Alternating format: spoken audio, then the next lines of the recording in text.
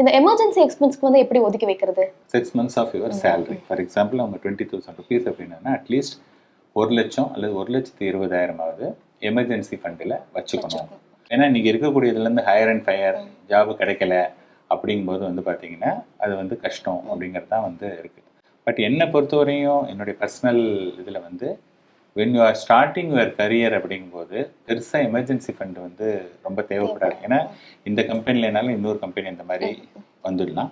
And again வந்து நீங்கள் எந்த ஜாபில் இருந்தாலும் இன்றைக்கி எமர்ஜென்சி அப்படிங்கிறது வந்து பார்த்தோன்னா இன் ஜென்ரல் வந்து இட்ஸ் அ மெடிக்கல் எமர்ஜென்சி. இன்றைக்கி medical any health insurance plans வந்து அப் டு 1 crore வரையும் கவர் கொடுக்குறாங்க. ஸோ ஃபார் எக்ஸாம்பிள் நீங்கள் ஒரு சிங்கிளாக இருக்கீங்க அப்படின்னதுன்னா ஒரு 10 lakh rupeesக்கு வந்து ஒரு சிங்கிள் பாலிசி எடுத்துகிட்டு அதுக்கு மேலே 90 lakh rupees டாப்அப் பாலிசின்னு இருக்குது. சப்போஸ் நீங்கள் ஒரு 25 வயசு 23 வயசு அப்படின்னு நீங்கள் எடுத்துட்டீங்க அப்படின்னா உங்களுக்கு 1 crore பாலிசிக்கே வருஷத்துக்கே ஒரு 15,000 கூட வராது.